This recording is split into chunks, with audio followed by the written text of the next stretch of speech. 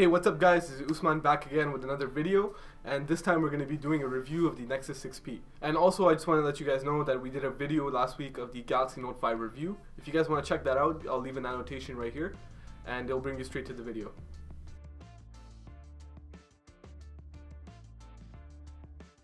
So every year Google launches new Nexus devices to showcase their brand new operating system. This year being Android 6.0 Marshmallow. This year you got the Nexus 6P and Nexus 5X, which is the first time where Google launches two new Nexus devices in 1 year. And the 6P being the more premium flagship device out of the two. Actually, even if you take a look, the P in Nexus 6P stands for premium. So this year Google decided to launch the Nexus 6P with partnership with Huawei, a Chinese manufacturer that is well known for their affordable low-end devices. But this phone feels nothing like a cheap phone. From the minute you pull it out of the packaging, from the minute you hold it in your hands, this is a premium experience you're getting. So let's talk about the design of the Nexus 6P. So this year Google decided to go with a brand new design, and what you're getting with the Nexus 6P is an aluminum and glass unibody design, which is about the size of the iPhone 6 Plus. It's the first Nexus phone to hit the design department right.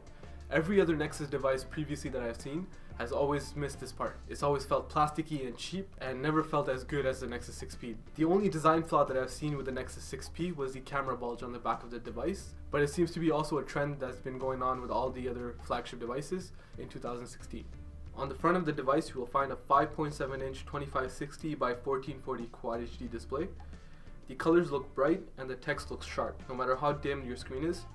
This is the first Nexus device that can truly stack up against the iPhone or the Galaxy S6 when it comes to design and screen quality. Previous Nexus devices never had a good camera. This year Google decided to go with Sony and put a brand new 12 megapixel lens on the back and added great software to go with it. It's fast and you can launch the camera by double pressing the power button.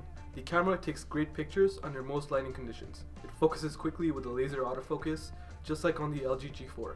And it takes shots just as fast. It's connected with Google's Photo app, which manages all of your pictures efficiently. You can also record in 4K. It's going to give you great footage. The only thing we had an issue with, there was no optical image stabilization.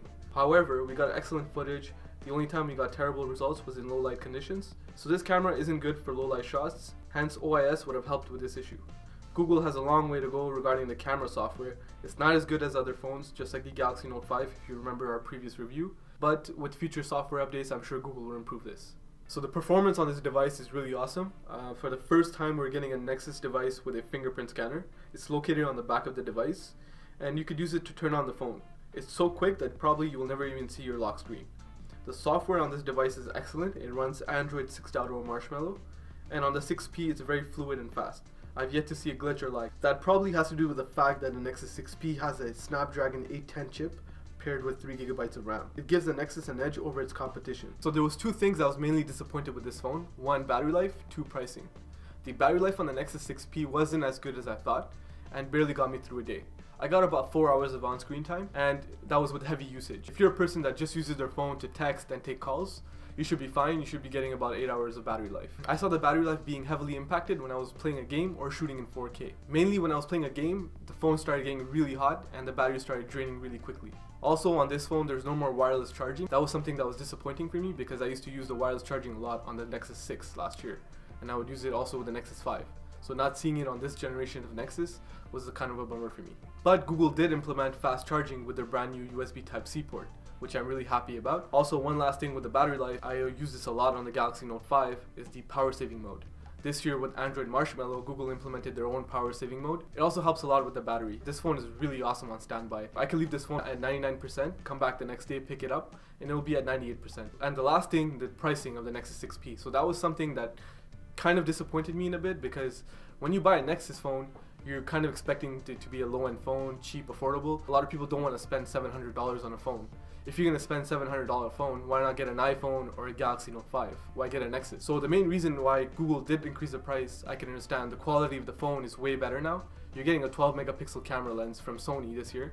So it's the first time that I've seen on any Nexus device where a camera is actually comparable to a Galaxy Note 5 or an iPhone. Now this phone does retail for $199 on contract here in Canada. You could buy it from TELUS, Bell, Rogers, all the big carriers. And you could also buy it from the Google Play Store for $699.99 unlocked, of course.